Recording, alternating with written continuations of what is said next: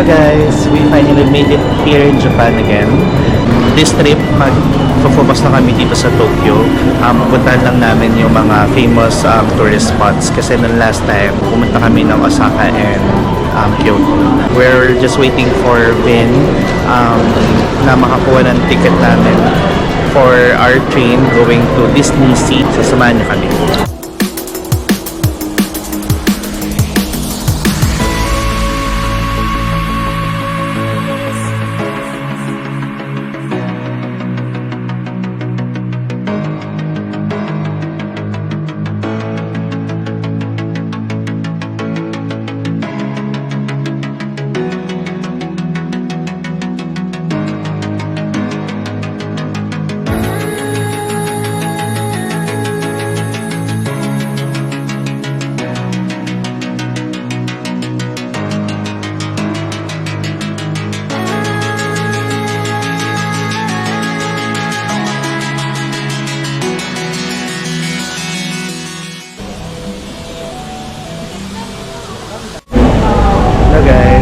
At exactly 9 AM, nagpapasok na si Disney Sea. So ngayon nandito na kami sa loob. Medyo maraming tao, pero since weekdays naman, relatively decent naman yung amount of people. Sana makarami kami ng rides. Buti na lang din meron silang map, so you could check kung gaano katagal yung waiting time and kung saan yung mga destinations na kailangan mong puntahan. So, we'll update you guys later.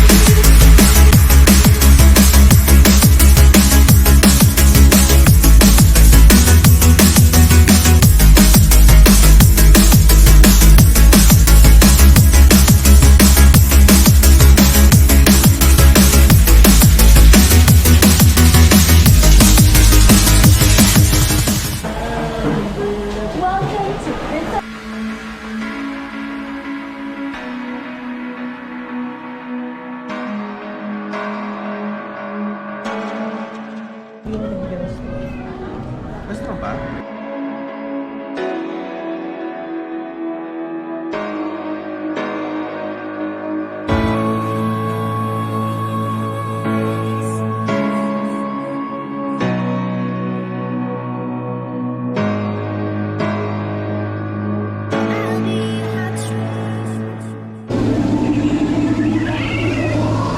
Power of Terror! Bakla lang po kami.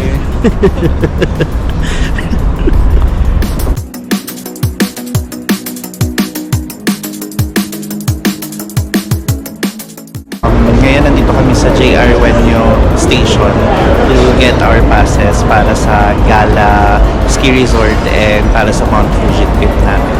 Today, we just decided to have a chill day kasi napagod kami kahapon sa Disney Sea namin.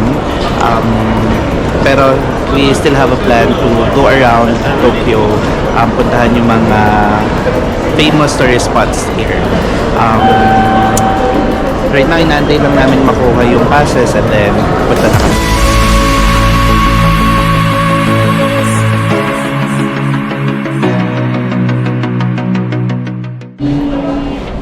Paano niloloadan yan? Okay.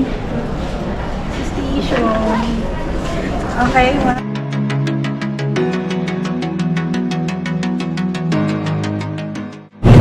Guys, tapos na kami kunin yung mga passes namin.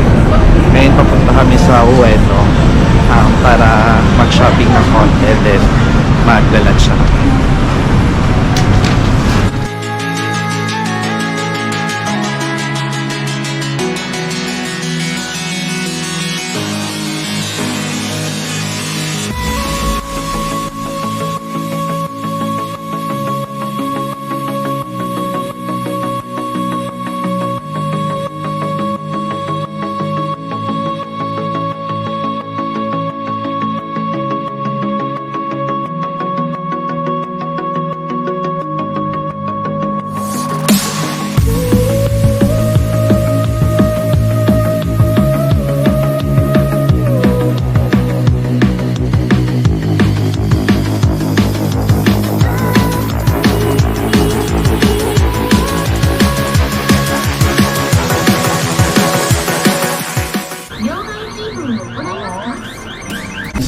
Kakabalik lang namin sa Airbnb and share ko lang kung ano yung mga napamili namin sa convenience store. First is itong mochi. Yes.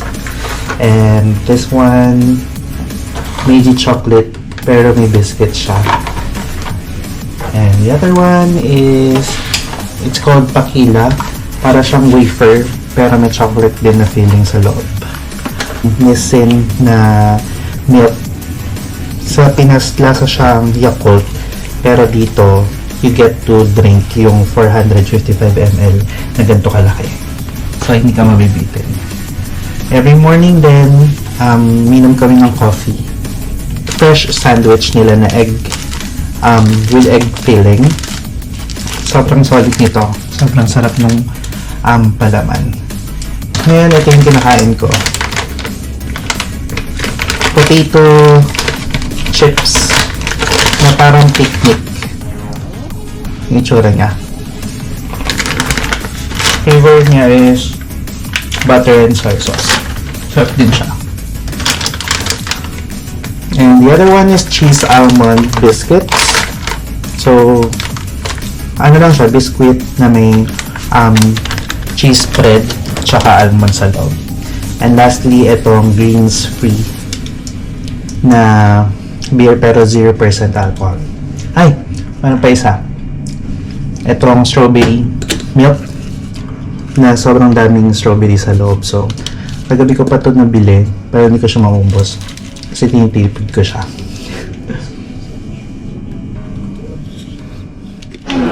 Hey guys, good morning. So, it's our 4th day here in Tokyo and today pupunta kami ng Mount Fuji. 1 week ago, nag-rebook na kami ng Tokyo White Pass. Kung sakali pupunta kayo sa Mount Fuji, you have to make sure na meron kayong ticket para may makaman kayo kasi roughly 2 hours yung biyahe papunta doon. So from our BNB, nag-take kami ng subway to Shinjuku. And JR Line yung sasakyan namin, which is again may pre-booked sittings na kami. And then yung train will be bababa kami sa Utsuki station, which is 1 hour from here, and from Utsuki 50 minutes naman yun kay Kawaguchiko, and then nandun na yung Mount Fuji. So let's go.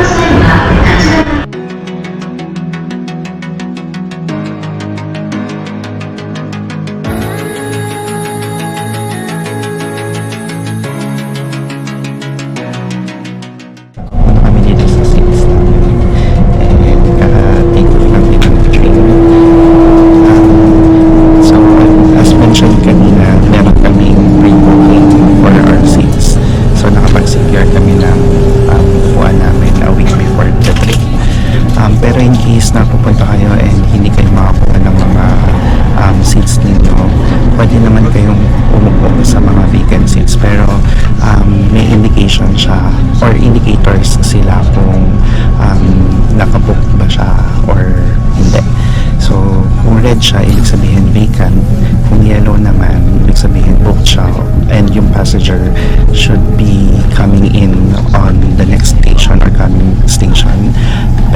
green siya, yun yung naka-reserve. So, there.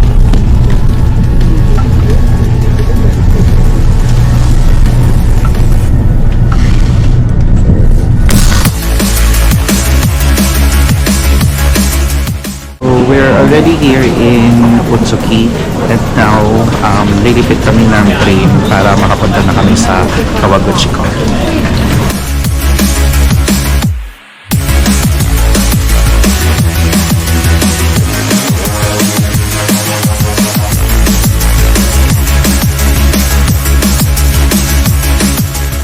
Hello guys! So sadly, hindi pa siya nagpapakita ngayon si Mount Fuji dahil medyo maulap. But hopefully, later today, mas mag-clear na yung sky. So right now, we're trying to make the most out of the day. Kaya nandito kami ngayon sa Fujiko. So mag-rides kami.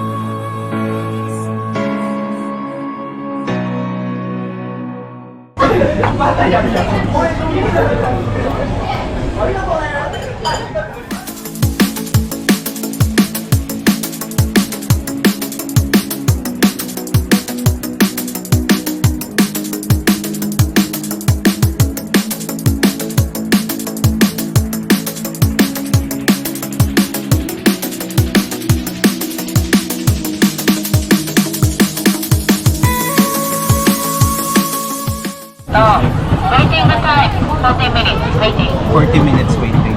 Okay. Okay, 5 people. Kaya para na Guys.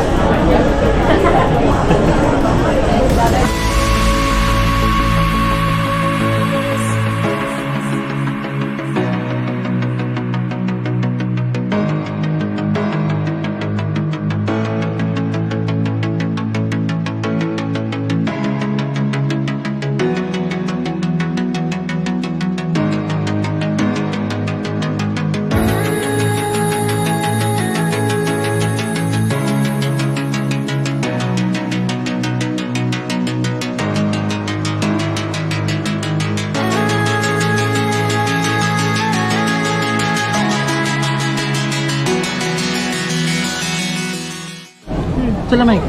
Nag-CR lang. Kung chocolate din, okay lang. Kakagat ako may Bakit gusto nila yung product? Subscribe po kayo sa vlog niya.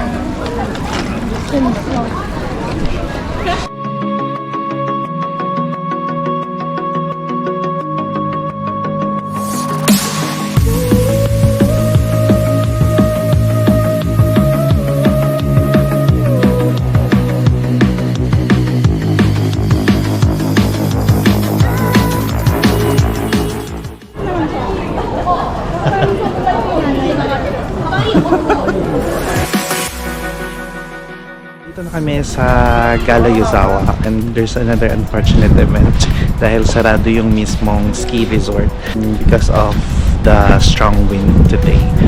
We're still lucky kasi we were able to look for another option which is here in Ichiko Yuzawa.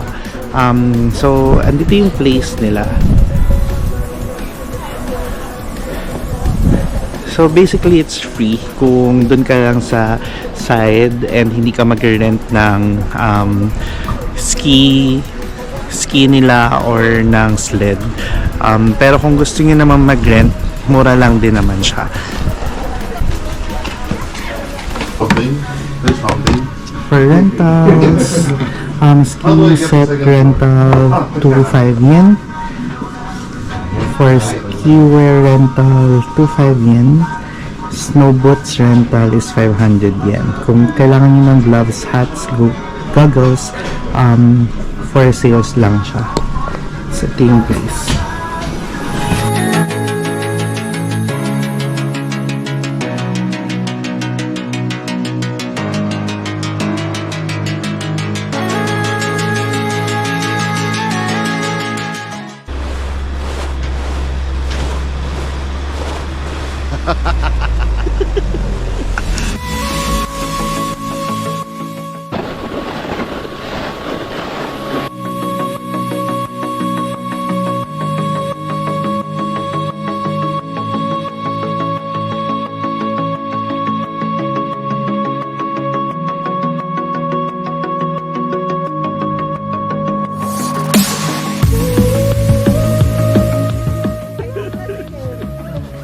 Gusto mo pa doon? Kami na yun. Hi. Ganda. Wala ng araw, mas malamig na ngayon. Kanina kasi. Ganyan. Matigas.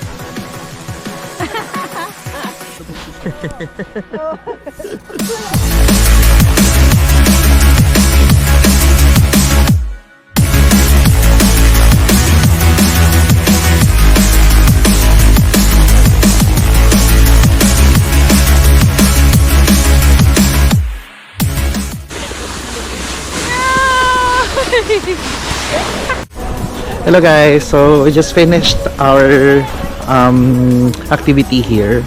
So sobrang nag-enjoy kami doing the picture taking and chilling by the snow and yung sled namin here. So ngayon mag-grab na kami ng lunch and we'll try to catch yung train ride ng 2 p.m.